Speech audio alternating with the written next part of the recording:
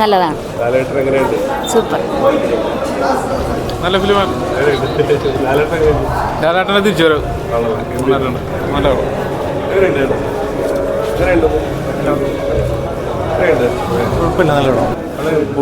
നല്ല പടം. സൂപ്പറൊന്നും പ്രതീക്ഷിക്കരുത്. അത്യാവശ്യം നല്ല പടം. 5 വർഷങ്ങൾക്ക് ശേഷം ലാലേട്ടൻ്റെ ഒരു അതിമനോഹരമായ ചിത്രം വന്നേക്കുവാണ്.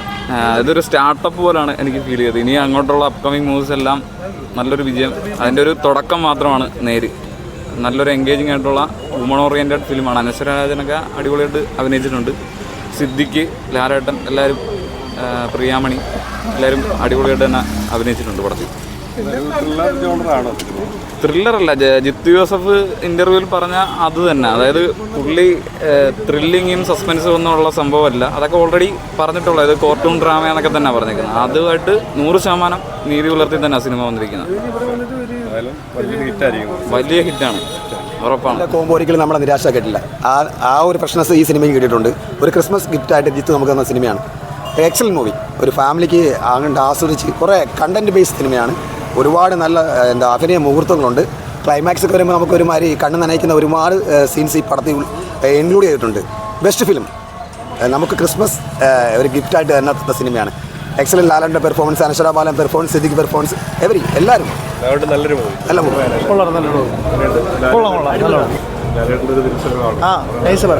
നല്ല പടം. ലാലേട്ടൻ കൊള്ളാം. എല്ലാം കൊണ്ടും നല്ല പടം. പടം അടിപൊളി പടമാണ്, ഒന്നും പറയാനില്ല. ഇതൊരു തുടക്കമാണ് ലാലേട്ടൻ്റെ. നല്ല പെർഫോമൻസാണ്. സിദ്ദിഖ്, മോഹൻലാൽ എല്ലാവരും നല്ല രീതിയിൽ പെർഫോം ചെയ്തിട്ടുണ്ട്. അടിപൊളി പടമാണ്. എന്നെ സംബന്ധിച്ച് പൂർണ്ണമായും സാറ്റിസ്ഫൈ ചെയ്തു. ഒരുപാട് നാളുകൾക്ക് ശേഷം തിയേറ്ററിൽ വന്ന് എൻജോയ് ചെയ്തൊരു പടമാണ് മെയിൻ. രാജാവ് ഇറങ്ങിയെന്ന് പറയാം. തീർച്ചയായിട്ടും ഇതൊരു തുടക്കമാണ്. ഇനി എല്ലാം വരാൻ കിടക്കുന്നേ ഉള്ളൂ. അടുത്ത മലക്കോട്ട വാലിബൻ ഇതിലും അടിപൊളിയായിരിക്കും. ഞാൻ പറഞ്ഞില്ല, ഇതൊരു സ്റ്റാർട്ടപ്പാണ്. സാമ്പിൾ വെടിക്കെട്ടാണ്. മോഹൻലാലിൻ്റെ ശക്തമായ ഒരു കഥാപാത്രമാണ്. ഇത് പുള്ളിക്ക് പറ്റത്തുള്ളൂ. കാരണം പുള്ളി കുറച്ചാളുകൊണ്ട് കുറച്ച് ഡൗൺ എന്നല്ല, നല്ല കഥയൊന്നും കിട്ടാത്തതുകൊണ്ട് ഇച്ചിരി ഇതായിരുന്നു. ഇപ്പം നല്ല സൂപ്പർ പടമാണ്. എല്ലാം കാണുക, വിജയിപ്പിക്കുക. പിന്നെ ലാലേട്ടൻ ഉണ്ടാകും. കോർട്രാമാണ് അവർ പറഞ്ഞ പോലെ തന്നെ. പറഞ്ഞത് ഞാൻ തന്നെ ലാലേട്ടൻ, സിദ്ദിഖ്, അനശ്വര 3 പേരെ പെർഫോമൻസ്. സസ്പെൻഷൻ ഡിസ്റ്റൊന്നുമില്ല, പക്ഷേ അവർ പറഞ്ഞാൽ അത് എങ്ങനെയാണോ ഹൈപ്പ് കൊടുത്തത് അതേപോലത്തെ പടം തന്നെ. ക്ലൈമാക്സിൽ കൈയടി ഉണ്ടല്ലോ, അത് ട്വിസ്റ്റ് ഒന്നുമില്ല, തന്നെ കൈയടി ഇട്ടിട്ടുണ്ട്. ഉണ്ട്. ശരി.